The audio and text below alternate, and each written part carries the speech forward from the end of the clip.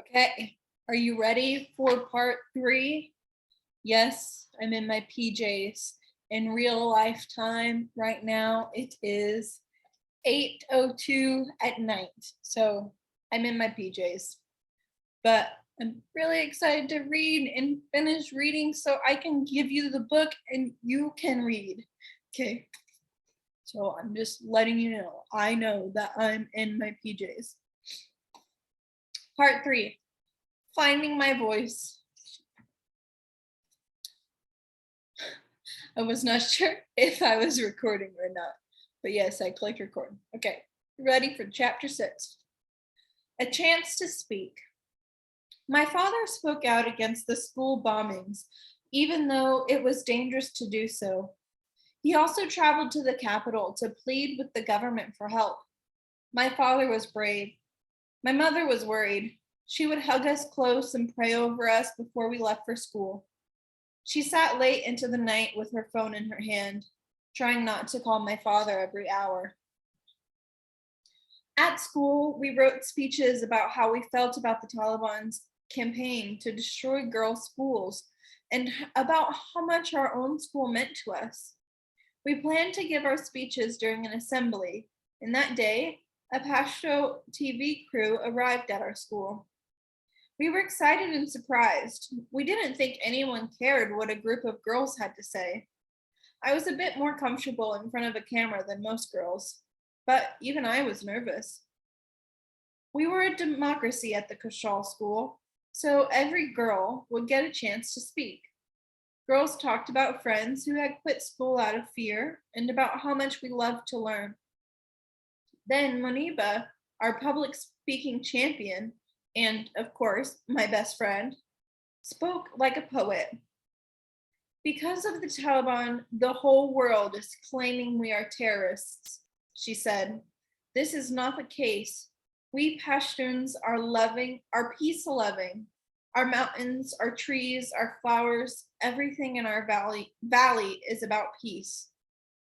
I was speaking next, and as soon as they put a microphone in front of me, the words came out sure and steady, strong and proud. Microphones made me feel as if I were speaking to the whole world. This is not the Stone Age, I said, but it feels like we are going backward. Girls are getting more deprived of our rights. I spoke about how much I loved school and how important it was to keep learning. We are afraid of no one, and we will continue our education. This is our dream. I knew in that instant that it wasn't me, Malala, speaking. My voice was the voice of so many others who wanted to speak but couldn't. I was speaking with local journalists, but still, I felt as if the wind would carry my words, the same way it scatters flower pollen in the spring, planting seeds all over the earth. After that, I started a funny habit, looking in the mirror and giving speeches. I wouldn't see myself in the mirror. I would see hundreds of people listening to me. I felt quite silly sometimes when I realized I was giving a speech to a mirror. Maybe I was still that little Malala who lectured to an empty classroom, but maybe it was something more. Maybe that girl in the mirror, that girl who imagined speaking to the world, was the Malala I would become. Throughout 2008, as our SWAT was being attacked, I didn't stay silent. I spoke to local and national TV channels, radio, and newspapers. I spoke out to anyone who would listen. That's chapter 6. Ready for chapter 7? A schoolgirl's diary. After the 15th of January, no girl, whether big or little, shall go to school. Otherwise, you know what we can do. And the parents and the school principal will be responsible. That was the news that came over Radio Mula in late December 2008. I did not believe it at first. How could one man stop more than 50,000 girls from going to school? Some of my classmates tried to convince me of the danger. The Taliban have already blown up hundreds of schools, and no one has done anything, said one. We could be the ones to stop them, I argued. But within days, we went from 27 girls in our grade to 10. It was hard not to feel as if the families of those girls were simply surrendering to Fazula. I felt sad and frustrated, but I also understood. The fathers and brothers and uncles who made my friends stay home were doing so out of concern for their safety. Whenever I felt defeated, I'd have one of my talks with God. Help us appreciate the school days that are left to us, God, and give us the courage to fight even harder for more. I wondered what I would do if I couldn't go to school. Spend the rest of my life indoors, out of sight, with no TV to watch and no books to read? How would I complete my studies and become a doctor, which was my greatest hope at that time?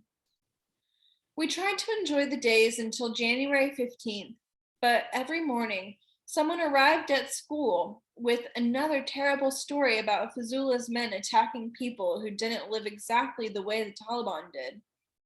And now we would be forbidden from going to school. One afternoon, I heard my father on the phone. All the teachers have refused, he said. They are too afraid, but I will see what I can do. He hung up and rushed out of the house. I learned that he had been asked by a friend who worked at the BBC, the powerful British Broadcasting Corporation network, to find a woman or girl from the school to write a diary about life under the Taliban, a teacher or an older student. The teacher said no. An older girl had agreed, but her father said it was too risky.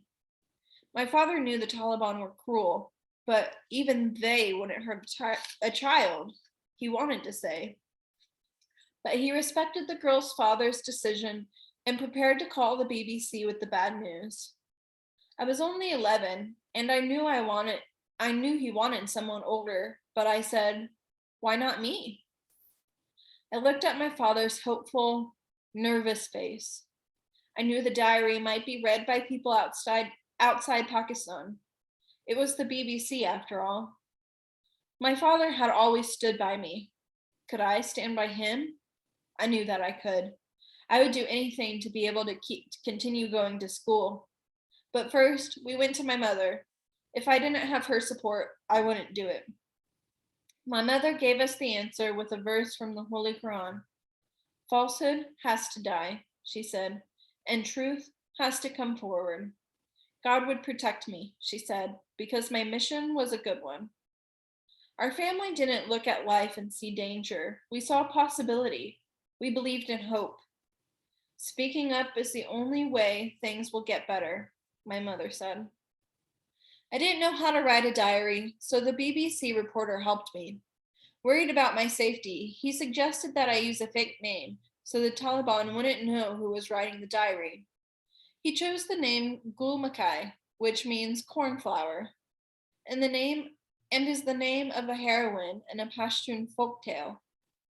My first diary entry appeared on January 3rd, 2009, about 2 weeks before Fazula's deadline. The title was I Am Afraid.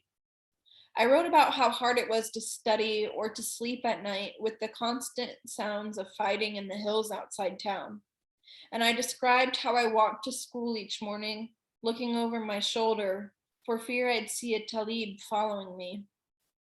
The story of what was happening in SWAT was there on the internet for the whole world to see. It was as if God had at long last granted my wish for that magic pencil. My next diary entry was about how school was the center of my life and about how proud I was to walk the streets of Mingora in my school uniform. For the next one, the BBC reporter asked me to write about some of the fighting in our area. That was news to him, but to me, what you experience every day is no longer news. Sometimes I felt that I had no fear. Then, one day, on my way home from school, I heard a man's footsteps behind me. My heart stopped, but somehow my feet kept going, faster and faster until I was far ahead of him. I ran home, shut the door, and after a few seconds, peeked out at him. There he was, unaware of me, shouting at someone on his phone. I laughed a bit at myself. Malala, I thought, there are real things to be afraid of. You don't need to imagine danger where there is none. The real worry, it seemed to me, was being found out. And of course, it was Moniba who first guessed the identity of Gul Mackay. I read a diary in the newspaper, she said one day at recess. The story sounds like our story. What happens in our school? It's you, isn't it? She asked. I had to tell Moniba the truth, but that made her even more angry. How can you say you're my best friend when you're keeping such an important secret from me? She turned around and left. And still, I knew that she wouldn't tell anyone it was me. My father revealed our secret by accident. He told a reporter how scary it was for children just to walk to and from school.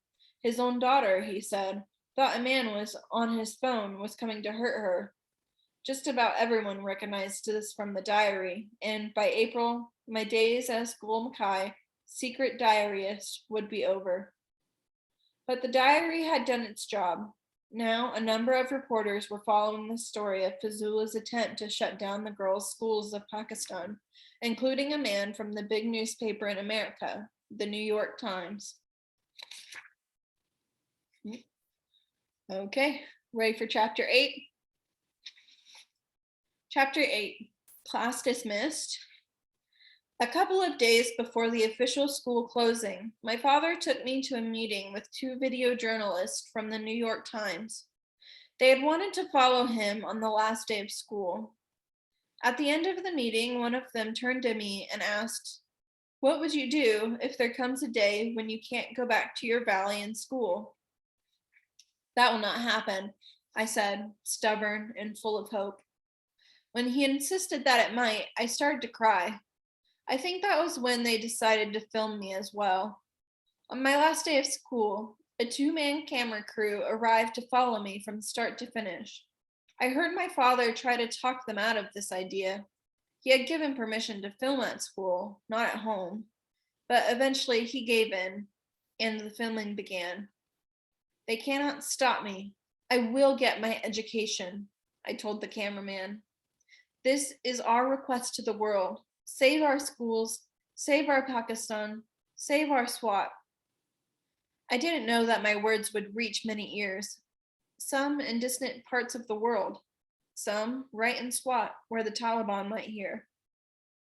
Later that day, as my friends and I passed through the school gate and the video camera recorded our every move, it felt as if we were going to a funeral. Our dreams were dying. Since we had all vowed to go to school on the last day, I was sad to see that most of my classmates were absent. Then one more girl burst through the doors. Her father and brothers had forbidden her from going to school, but as soon as they left for the day, she snuck out. What a strange world it is when a girl who wanted to go to school had to defy militants with machine guns as well as her own family. The teachers tried to act as if everything were normal. Some even gave us homework as if they'd see us again after the winter vacation. My friends and I were sad, but we all made a decision. We would make our last day our best. We stayed late just to make it last as long as possible and pretended that, at least for those few hours, there was no Taliban. My father wanted me to continue to improve my English, so he encouraged me to watch a DVD that one of the journalists had given me, a TV program called Ugly Betty. I loved Betty, with her big braces and her big heart. I was in awe watching her and her friends as they walked freely down the streets of New York City, with no veils covering their faces and no need for men to accompany them. My favorite part, though, was seeing Betty's father cook for her instead of vice versa. It was odd to watch as Ugly Betty and her friends were free to walk the streets of New York while we were trapped inside with nothing to do. All the while, I kept my blog posts as Gul Mackay. 4 days after the all-girls schools were shut down, Fazula's men destroyed 5 more schools. I am quite surprised, I wrote. These schools had already been closed. Why did they also need to be destroyed? During those dark, dull days, we heard rumblings about secret talks with the Taliban. Then, out of nowhere, Fazula made a surprising announcement. It was all right for little girls to go to school, he said, but he still insisted that girls over 10 should stay home in Purda. I was 11, but I wasn't going to let that stop me. Besides, I could easily pass as a 10-year-old. Madame Miriam sent out a message to all the girls in the upper school. If they wanted to break the rule, she would open the school doors. The next day, I left home with my books hidden under my shawl and my head held high. But Mingora had changed while school was closed for the month. The streets were quiet, the stores shuttered, the houses dark. More than 1/3 of the population had run away. My friends and I were a little bit scared, but we had a plan. If a Talib stopped us, we would just say, "We are in grade 4." When we arrived at the school gate, Madame Miriam was there waiting for us. She gave each of us a hug and told us that we were brave. She, too, was taking a big risk being there. "This secret school," she said, "is our silent protest." Chapter 9. Displaced. After the New York Times documentary aired, we received messages of support from people all over the world. I saw then how powerful the media could be. For the first time, we knew the stories of the girls in Swat Valley was being heard beyond the borders of Pakistan. But the army and the Taliban were still fighting, and after what was supposed to be a period of peace, the situation got worse. Once again, Mingora was squarely in the middle. We had stayed through all of the other trouble and fighting, but this time, my mother said we should leave and take shelter in Shangala. I stood on our roof, looking at the mountains, at the valley, at the alleys where we used to play cricket, trying to memorize every detail in case I never saw my home again. Then I went downstairs to start stuffing clothes into a bag. I packed so fast that I took the pants from one set of shawl kameez and the top from another, which meant I ended up with things that didn't match. I nearly cried when my mother told me I would have to leave my school books behind. I loved school, and all I cared about were my books. We were children after all, children with childish concerns, even with a war on the way. I hid my books in a bag in our guest room, where it seemed safest, and whispered a few verses of the Holy Quran over them to protect them. Then the whole family gathered together, said some prayers, and put our sweet home in God's protection. We were about to become internally displaced persons, or IDPs. It means you must leave your home because it's too dangerous to stay, but you remain in your own country. Internally displaced persons. That's what we were now. Not Pakistanis, not Pashtuns. Our identity had been reduced to 3 letters, IDP. Outside, the streets were choked with traffic. People in their suitcases, bags of rice, and bedrolls. Entire families balanced on motorbikes, and other people ran down the street with just the clothes on their backs. No one really knew where they were going, just that they had to leave. 2 million people were fleeing their homes. It was the biggest exodus in Pashtun history. The trip, which usually took a few hours, took 2 days. My father stopped in Peshawar because he felt it was his duty to warn people about what was going on. My mother, brothers, and I continued on. When we finally made it to Shangla, our relatives were shocked to see us. "Why did you come here?" they asked. The Taliban had only recently left the mountains, but there was a rumor they would be back. For IDPs, there was no safe place. Let's read the poster. Who is an internally displaced person? Someone who has been forced to leave his or her home to find safety, but who has not crossed into another country, is called an internally displaced person. More than 40 million people in the world today have been displaced because of violence, war, hunger, and many other dangers to their health, safety, and human rights. A refugee is a person who has left his or her home and is for a similar reason, but who has crossed an international border in search of safety. The word has now the word now has more than 22.5 not word. The world has the world now has more than 22.5 million refugees. A displaced person who has requested safety in another country and who is awaiting news about whether he or she will be welcomed and is known as an asylum seeker. Close to 3 million displaced people around the world are seeking asylum right now. If all these displaced people formed their own country, it would be larger than Great Britain. I enrolled in I enrolled in school in the village, in the same class as my cousin Sumbul.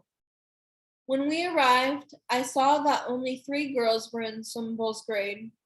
Most of the girls in Shangla stopped going to school after they turned 10, so the few girls who did go were taught alongside the boys. I stood out in the class. I didn't cover my face the way the other girls did, and I talked freely and asked questions. Oh, how I missed my home, and my old school, and my books, and even Ugly Betty. In May, the army fought the Taliban for 4 days in Mingora. From what we heard on the radio, it was impossible to tell who was winning. By the end, there was hand-to-hand combat in the streets. I tried to picture that.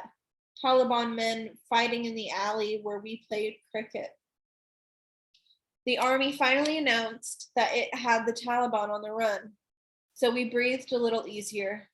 But we wondered, where would the Taliban go next? Would they return to the mountains? My 12th birthday took place while we were still waiting to go home.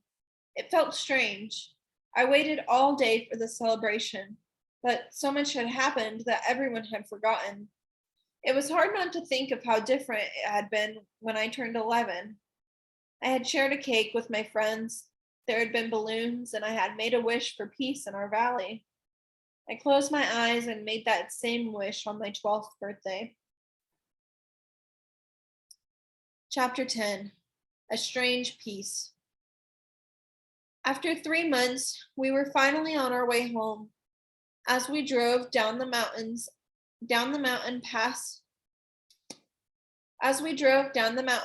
and saw the Swat River, my father began to weep. When we saw the condition of poor Mangora, we were all in tears. Everywhere we looked, we saw piles of rubble, burned out cars, and smashed windows.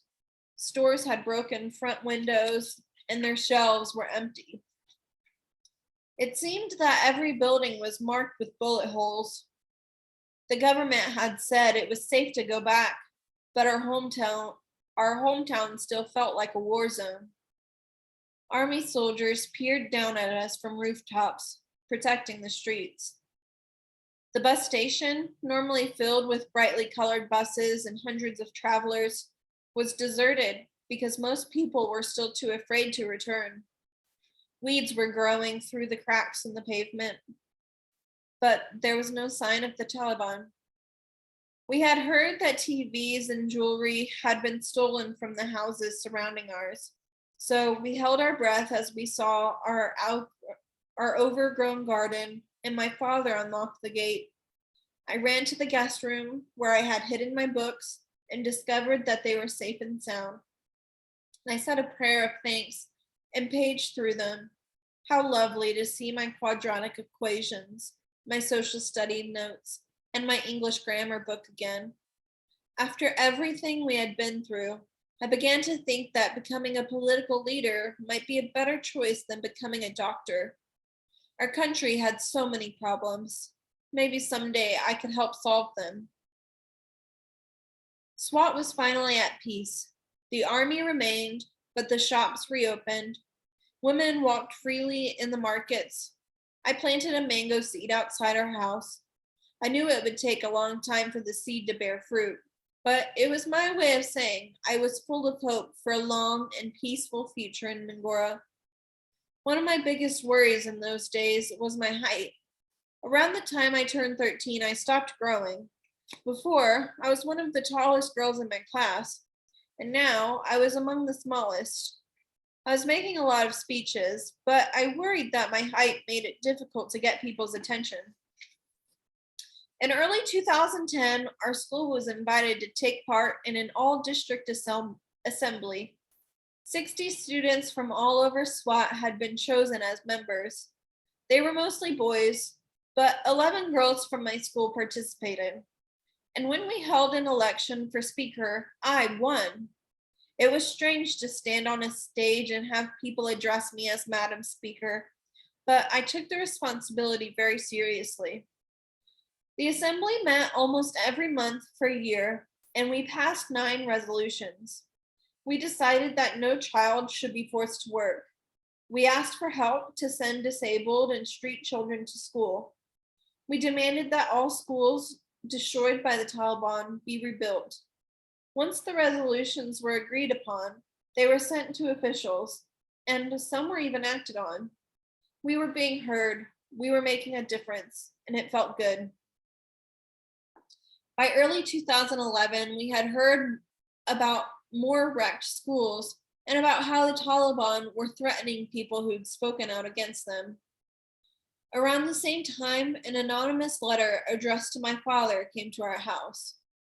You have spoken against us, and you will face the consequences. I was starting to It was starting to seem as if the Taliban had never really left. I tried to tell myself that this terrible letter was an empty threat, but I still prayed for my father's safety every day. I prayed for my school to remain open and for the bombed out schools to be rebuilt.